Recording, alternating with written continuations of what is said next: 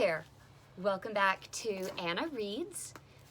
We have for today's Disney bound Jose Carioca from both Saludos Amigos and The Three Caballeros. And we are jumping right back into Walt Disney, an American Original by Bob Thomas. If I am not mistaken, we had just ended...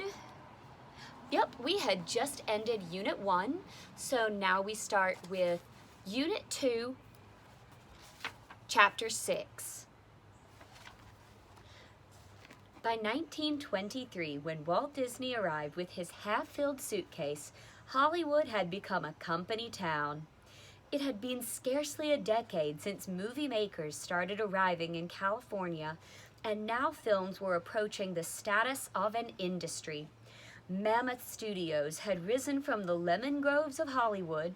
Hey, my brother lives in Lemon Grove. Hey, Jareth. And others had grown up in Culver City and over the Cahuenga Pass in the San Fernando Valley. Walt set up residence with his uncle, Robert Disney, who had retired to Los Angeles and began exploring the new sun-swept world. You know, since Jose Carioca was originally animated with a cigar and has since been updated to carry an umbrella, I decided on a glass of wine for tonight instead of my usual Coca-Cola or ginger ale. So, cheers everyone.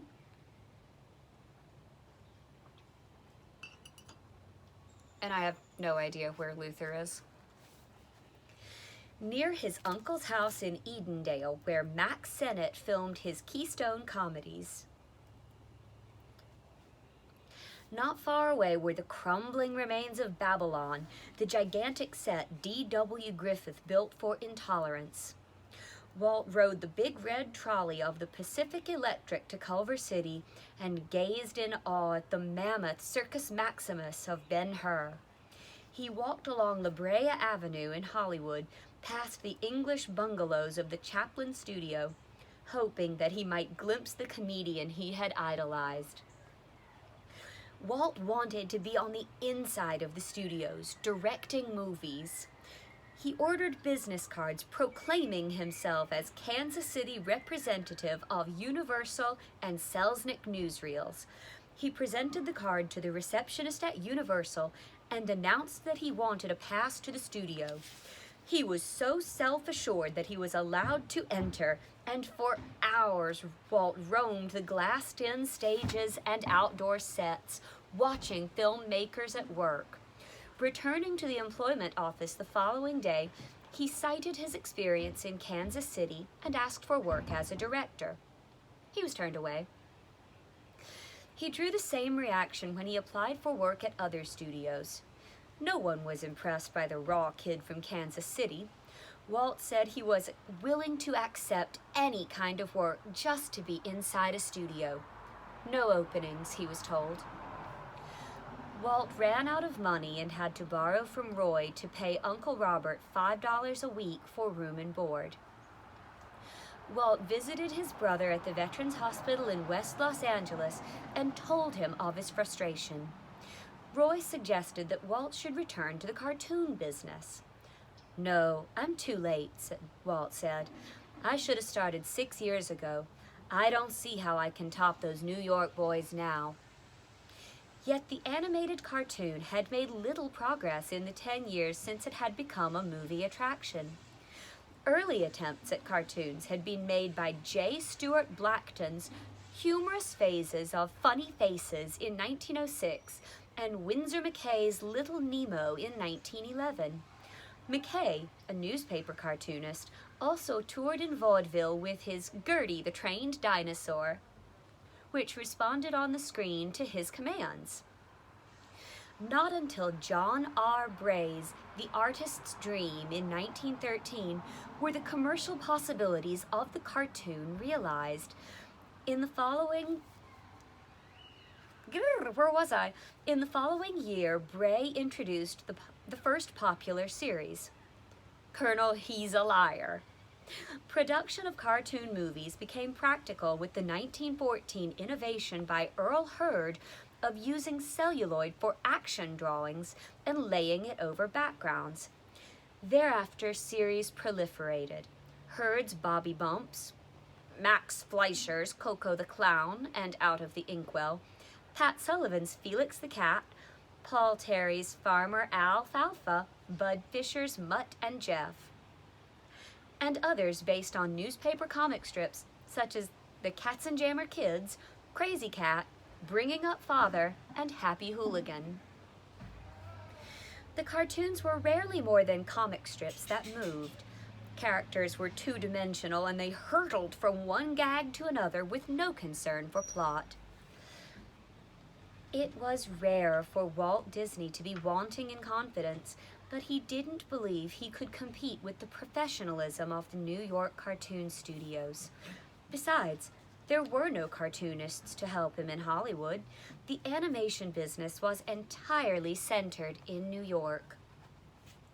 He continued seeking work at the studios. One day, he encountered a Kansas City friend who was equally movie-struck.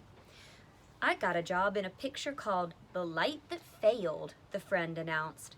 "They need more extras. You can ride a horse, can't you, Diz?" "Of course," said Walt, although his riding days had ended in Marceline. I just realized I share job experience with Walt freaking Disney. I'm in background myself. The studio hired him for a cavalry charge, and Walt reconsidered his earlier ambition to become an actor. Then rain postponed filming, and the cavalry was cast with new extras. Uncle Robert nagged Walt about his unemployment and his lack of prospects. Finally, Walt concluded that the only way he could break into the movie business was with cartoons. I think UPS might have just left something for me. It can wait.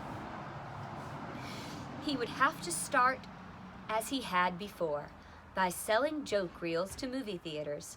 He rigged up a cartoon stand in Uncle Robert's garage using dry goods boxes and spare lumber. He needed a patron, and he paid a call to the offices of Alexander Pantages? I got nothing on this name. Pantages, Pantages, I'm gonna guess here, who operated a chain of movie and vaudeville theaters. Walt outlined his idea to an assistant, who replied, "Mr. Pantages wouldn't be interested." A voice answered, "How do you know I wouldn't?" Pantages himself appeared, and Walt outlined his plan. "You make me up one of those, and if it's what you describe, I will be very interested," said Pantages. Walt returned to Uncle Robert's garage and started work on a scenario for the Pantages reel. The crude equipment would not allow anything complicated, so Walt decided to employ stick figures against simple backgrounds. The comedy would derive from gags in balloons over the characters' heads. You know, I'm often glad people can't read the thought bubbles above my head. Just saying. He pursued another possibility. He believed that Alice's Wonderland, which he had made in Kansas City, might still provide his entree into the cartoon business. He printed some stationery with the letterhead, Walt Disney, cartoonist, and he sent off a letter to Margaret Winkler, the cartoon distributor in New York. Block quote, "This is to inform you that I am no longer connected with the Laugh-O-Gram Films Incorporated of Kansas City, Missouri, and that I am establishing a studio in Los Angeles for the purpose of producing the new and novel series of cartoons I've previously written you about. The making of these new cartoons necessitates being located in a production center that I may engage trained talent for my casts and be within reach of the right facilities for producing. I am taking with me a select number of my former staff and will, in a very short time, be producing at regular intervals. It is my intention of securing working space with one of the studios that I may better study technical detail and comedy situations and combine these with my cartoons."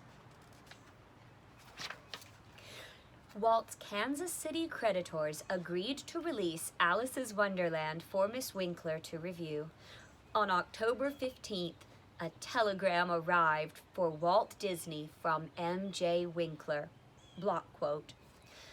Believe series can be put over, but photography of Alice should show more detail and be steadier. This being new product must spend large amount on exploitation and advertising. Therefore need your cooperation. Will pay $1,500 each negative for first 6, and to show my good faith, will pay full amount on each of these 6 immediately on delivery of negative. It was late evening when Walt received the telegram. He rode the bus to Sawtell and found the porch ward where Roy was sleeping. Roy awoke with a start and saw his brother standing over him with a wide smile, waving a piece of paper in his hand. "What's the matter?" Roy whispered.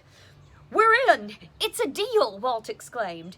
The other patients in the ward began to stir, and Roy shushed his brother and asked him to explain quietly. Katie, by the way, I'm so sorry for bursting into your room with this, that, and the other thing. Water under the bridge now, right?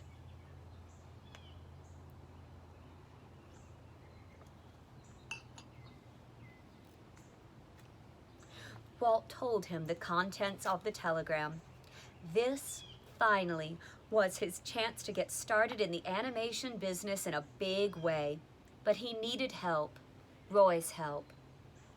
"Let's go, Roy," Walt pleaded. The older brother viewed the prospect calmly. Could Walt deliver the films on schedule? Walt assured him he could. Was it possible to make a profit? Walt had calculated that the reels could be produced for $750. That meant a 100% profit.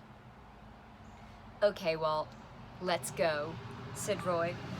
Walt beamed, patted his brother on the shoulder, and stole out of the darkened ward. God bless, that sounds like how I interact with my siblings. Roy left the Veterans Hospital the next morning and never returned. The spot on his lung had healed, and he was never again troubled with tuberculosis. I don't know about you, but that sounds like Disney magic to me. He had saved $200 from his $80 monthly pension, and the money went into the new enterprise. Roy applied for loans at local banks and was told that movie cartoons were too risky an investment. Roy concluded that Uncle Robert was the only prospect as a backer. "Walter doesn't pay his debts," said the old man, citing Ray Disney's complaint that Walt had failed to return Ray's $60 investment in Laugh-O-Grams.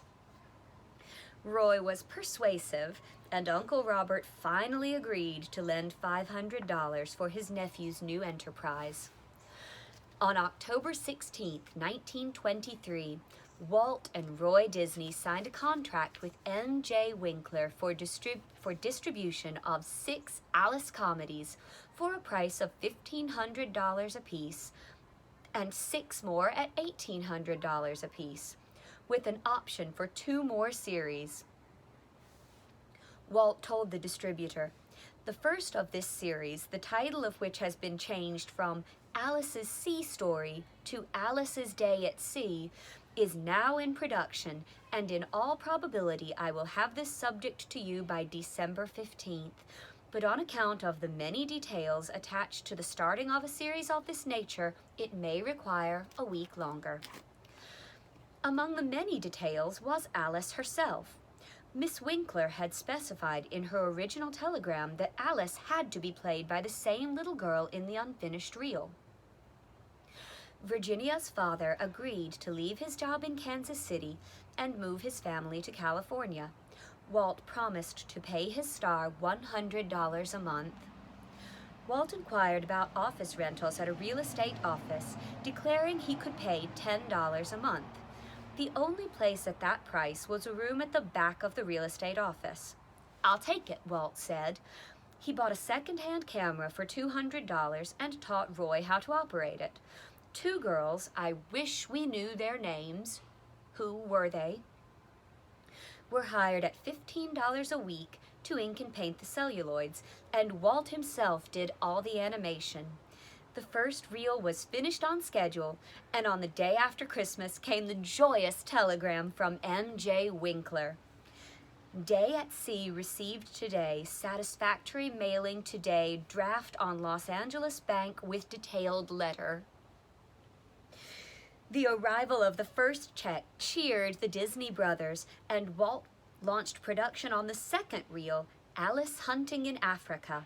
For $10 a month, he rented a vacant lot at Hollywood Boulevard and Rodney Drive, 3 blocks away, where he could photograph live action with Virginia Davis and neighborhood kids whom Walt enlisted at 50 cents apiece. Alice's dog was portrayed by Uncle Robert's German Shepherd, Peggy, and I'm sure she did a wonderful job.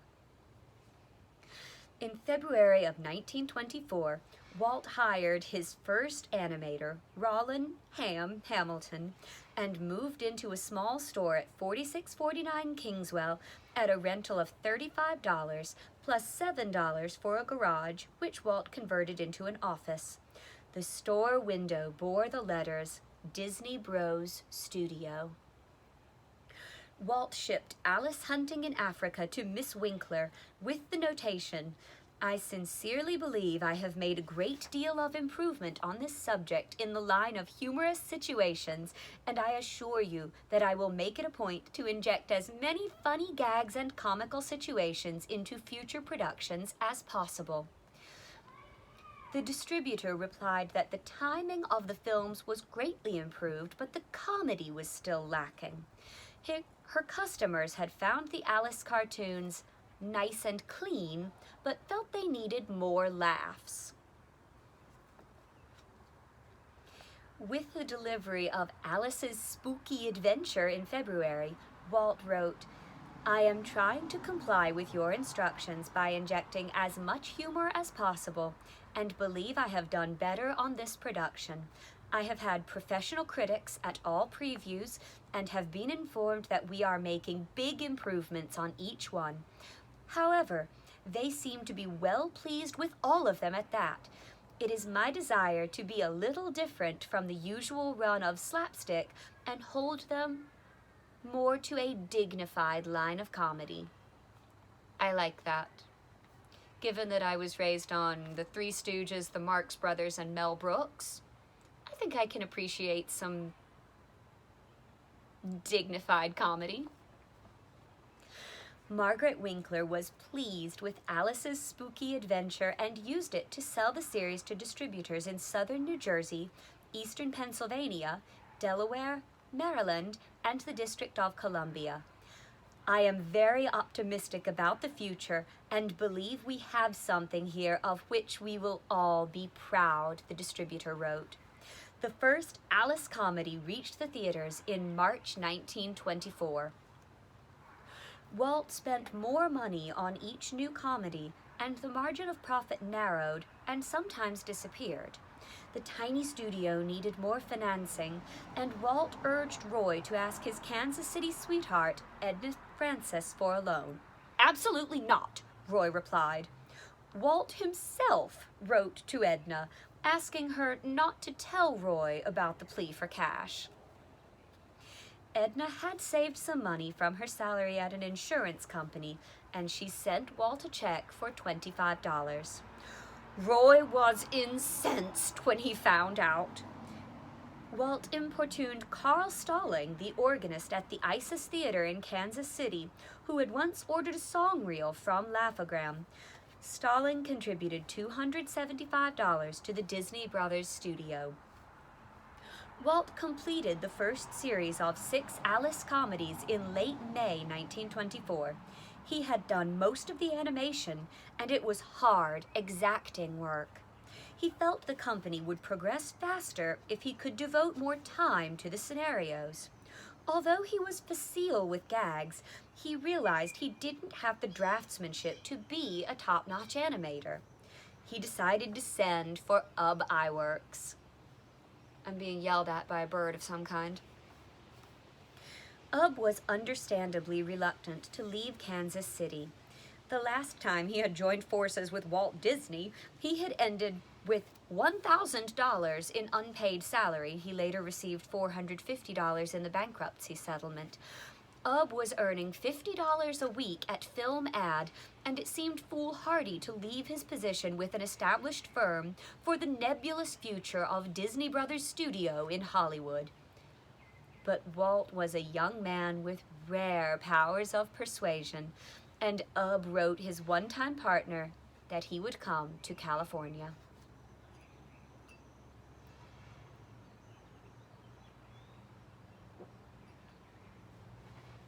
Walt's reply on June 1st, 1924 was enthusiastic. "Everything is going fine with us, and I am glad you made up your mind to come out. Boy, you will never regret it. This is the place for you, a real country to work and play in. I can give you a job as an artist cartoonist and etc. with the Disney productions. Most of the work would be cartooning. Answer at once and let me know what you want to start. At present time, I have one fellow helping me on the animation and 3 girls that do the inking, etc., while Roy handles the business end." If you ask me, that's putting it just a touch lightly, and I think Roy might agree.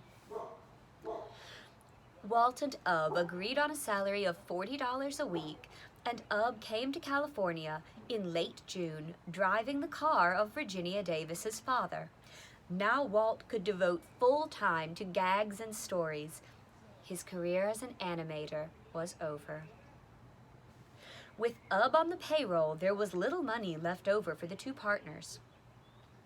Walt and Roy had moved out of Uncle Robert's house and were sharing a single room in a rooming house with a bathroom down the hall. They ate their meals in the room or dined at a nearby cafeteria. The brothers devised a technique to stretch their dinner money. As they went down the cafeteria line, Walt ordered the meat course and Roy took the vegetable. When they got to the table, each portion was split in half and they shared with the other. The addition of Ub Iwerks as animator gave the Alice comedy series an added boost, both in the quality of the drawing and the speed with which they were produced. But the money flow did not improve, and a note of desperation entered Walt's letters to the distributor. After her marriage to Charles Mintz, Margaret Winkler had retired.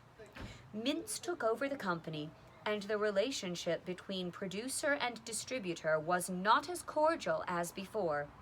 Mintz began sending half payments for the films. "We need money," Walt wrote to Mintz on August 29, 1924. "We have been spending as much as you have been paying us for the films in order to improve and make them as good as possible, and now that we are receiving only $900, it puts us in a hell of a hole. I am not kicking about that, however. I am perfectly willing to sacrifice a profit on this series in order to put out something good, but I expect you to show your appreciation by helping us out. As you know, we haven't had the money to spend on them.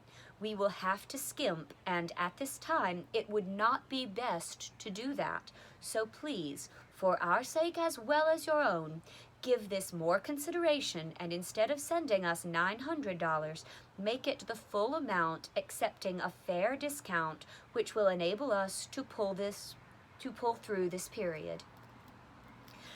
Mintz replied that his own company was short of money and he could not accelerate the payments. He reported that he had been able to book Alice Gets in Dutch into the new Piccadilly Theater in New York, but that the manager had complained that Alice appeared too light and her actions were too jumpy. Walt replied that he could improve both conditions, but a certain amount of jumpiness was inevitable because of double printing of the animation on the live action. Mintz continued to press for more comedy, and Walt wrote him that in Alice Cans the Cannibals, We have endeavored to have nothing but gags, and the story is one gag after another. As the comedy improved in the Alice comedies, public and critical acceptance grew. Motion Picture News remarked of Alice's Wild West show, Walt Disney, the cartoonist, produced a novel combination of an actual acting cast and cartoons in this single reeler, and it is highly amusing and wholly entertaining. The Kinematographic Weekly of London commented of Alice and the Three Bears, the artist's work and the living player are capitally united. The Moving Picture World said of Alice Cans the Cannibals, I can only imagine how bad that was, each one of these Walt Disney cartoons, appears to be more imaginative and clever than the preceding, and this one is a corker. Haven't heard that since the last time I read a Roald Dahl book, corker. In December 1924, Mintz offered a contract for 18 more Alices at $1,800 per picture, plus a share of the profits from rentals to theaters. At last, the Disney Brothers studio was on steady footing. Walt invited two more of the Laugh-O-Gram alumni, Hugh Harmon and Rudy Eising, to leave Kansas City and join him. Living together in one room had proved a strain on both Walt and Roy. They grew irritable and snappish, particularly over meals. Roy was the cook. Since he spent more time in the room, on doctor's orders, he had to take an afternoon nap and quit work early. One night, Walt claimed the dinner was unfit to eat, and Roy exploded. "All right, to hell with you. If you don't like my cooking, let's quit this arrangement." He sent off a telegram to Edna Francis asking her to come to California and marry him. I mean, I understand doing things out of spite, but proposing? Wow! Edna arrived with her mother on April 7, 1925, and the wedding took place 4 days later at the home of Robert Disney. Elias and Flora Disney came to Los Angeles from Portland, accompanied by Herb. Walt served as Roy's best man, and the maid of honor was Lillian Bounds, a pretty girl who had been working as an inker and painter at the studio. She had been born into a pioneering Idaho family and in 1923 had left business school in Lewiston to visit her married sister in Los Angeles. Lillian met a girl who worked at the Disney Brothers studio, applying ink and paint to the cartoon celluloids. The girl said another job was open, and Lillian applied for it. Walt and Roy found her attractive and efficient, and she had the added advantage of living nearby so they wouldn't have to pay her car fare. She was hired at a salary of $15 a week. Walt was too immersed in his work to pay much attention to the new ink and paint girl. But after he had bought a little Ford runabout for the studio's errands, he sometimes drove the girls home from work. One evening, as he dropped Lillian at her sister's house, he remarked, "I'm going to buy a new suit. When I get it, would it be all right if I called on you?" Lillian said it would be. Something's making a frightful buzzing noise. Some animal, I guess. Oh, that would be it. Wait for it. You knock my wine over and see what happens. There he is. Look who decided to join us. A check had just arrived from M.J. Winkler, and Walt convinced Roy that they should celebrate by purchasing suits. They went to the Foreman and Clark store in downtown Los Angeles, and Walt picked out a two-pants outfit while Roy settled for a one-pants suit. Walt's was gray-green, double-breasted, and stylish. He arrived that night at Lillian's house, and after meeting her sister and brother-in-law, he asked eagerly, "How do you like my new suit?" Walt became a steady caller, often having dinner at Lillian's house, sometimes taking her out to a tea room on Hollywood Boulevard. Walt acquired a new car, a second-hand Moon, dark gray with a light on the radiator, and on weekends he and Lillian motored to Pomona, Riverside, and other Southern California cities. At night, he and Lillian drove to theaters in Glendale or Hollywood. A dog he had bought Lillian kept her company in the car while Walt watched a Rivals cartoon. Afterward, Walt expounded on the merits or deficiencies of what he had seen. Walt had often proclaimed that he would never marry until he reached 25 and had saved $10,000. He fell short on both counts. After Roy had married Edna, Walt suggested to Lily that they should marry too. Roy took Walt to a cut-rate jeweler who displayed a 3/4-carat diamond surrounded by tiny blue sapphires, priced at $75, and others at $35. Walt selected the $75 ring. On July 13, 1925, he placed it on Lillian's finger in the living room of her brother, the fire chief of Lewiston, Idaho. The newlyweds honeymooned at Mount Rainier and Seattle, then returned to a $40 a month kitchenette apartment in Los Angeles. Thereafter, Lillian worked at the studio only in times of emergency. Marriage brought added pressure on the Disney brothers to make their young enterprise succeed. Roy continued overseeing the financial affairs, entering expenses into the company ledger with a meticulous hand. A hat for Virginia, $4.95. Salary for a teacher, 2 days, $20.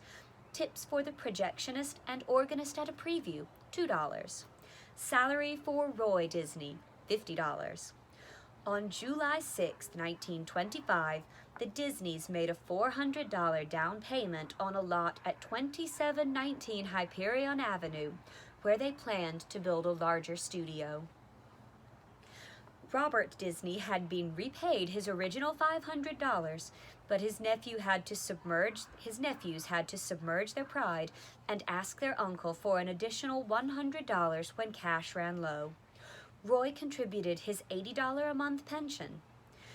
The studio's financial health depended largely on money from M.J. Winkler after delivery of each new cartoon. The checks were now being brought in person by Charles Mintz's brother-in-law and Hollywood representative George Winkler, but the money did not arrive promptly enough for Walt. He complained to Mintz, who responded that the Alices were being delivered too frequently. This started an angry exchange of letters. Where do you think you're going, little buddy? Disney to Mintz, October 2nd, 1925.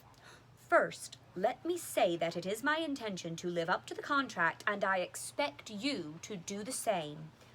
I intend to continue shipping pictures to you as fast as completed, which is about every 16 days.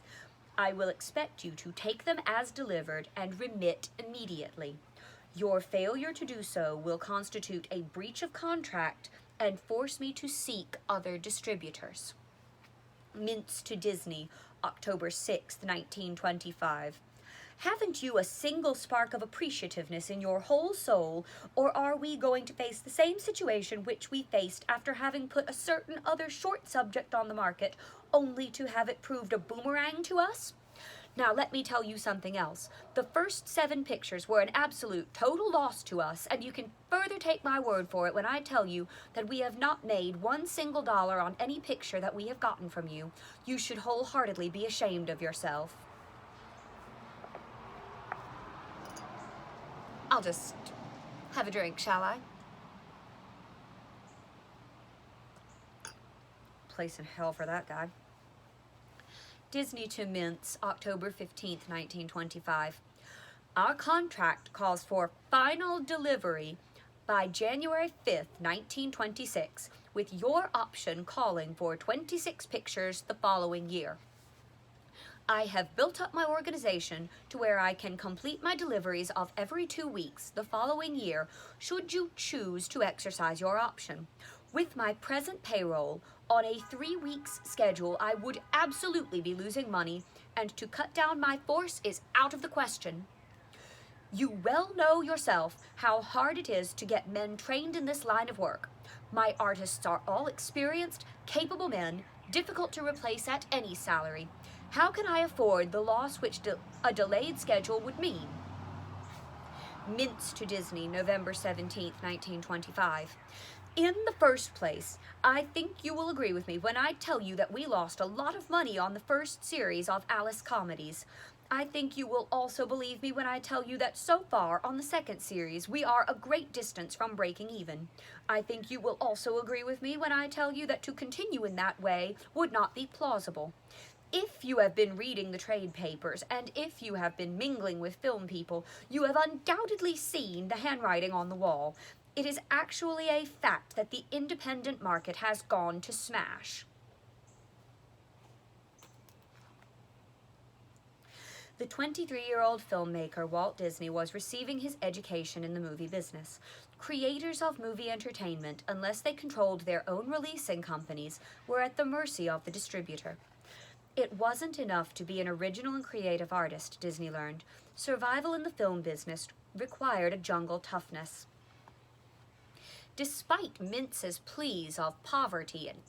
Oh, you have no idea how much I'm holding back what I have to say about that guy. Despite Mintz's pleas of poverty, he proposed a new contract at $1,500 per Alice, plus a 50-50 share of the profits, after he had received $3,000 in film rentals.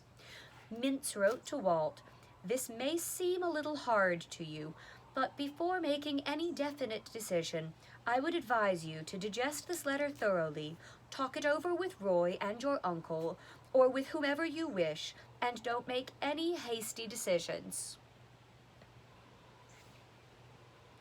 Negotiations continued by mail and telegram for the next 2 months, with the letters from each side skirting the edge of acrimony. "If you think this is a fair arrangement, you have another think coming," declared Mintz. Disney answered by telegram. Block quote, "My offer is the limit I can go, stop. Your propositions are all unacceptable to me, stop. Therefore, upon the delivery of the next subject, the final one of the 1925 series, I will consider all my contractual obligations fulfilled." On February 8, 1926, after more counteroffers, Walt telegraphed a proposal which Mintz accepted. It was a variation on the terms they had discussed, but it contained stipulations which were to be basic elements for the Disney operation of the future. Walt agreed to make each picture in a high-class manner, and insisted that all matters regarding the nature of the comedies are to be left to me. He also stated that should the idea or name of Alice comedies be exploited in any way, other than motion pictures, such as toys, novelties, newspaper strips, etc., it is agreed that we shall share equally in profits derived therefrom. Most importantly, Walt's proposition was, subject to my ownership of all trademarks and copyrights on Alice comedies, excepting only rights relating to the series which you purchased under past contracts. Take your tail out of my wine.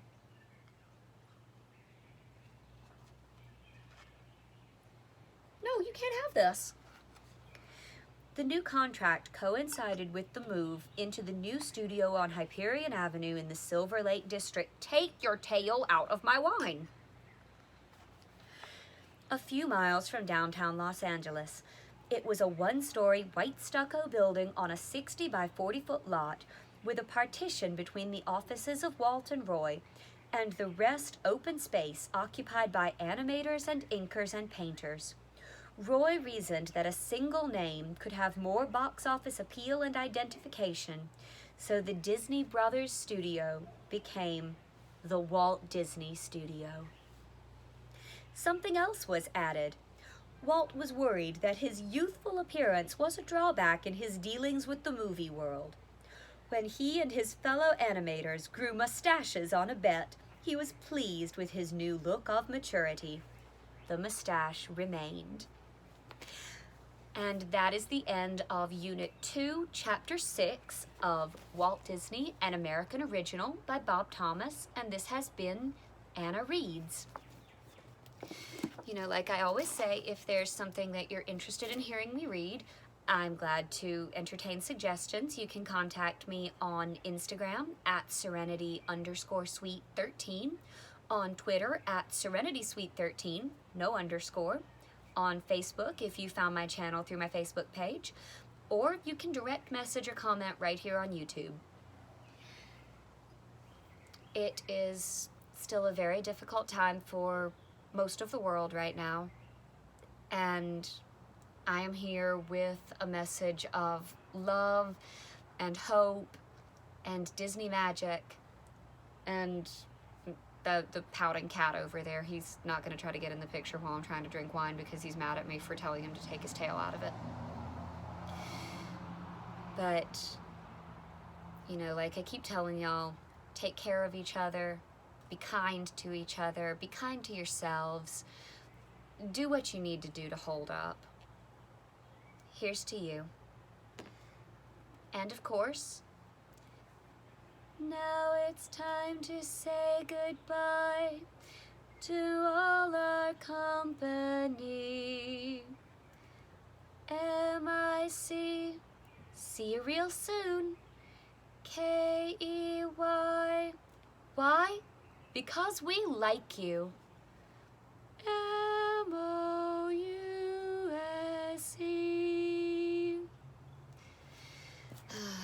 I love y'all.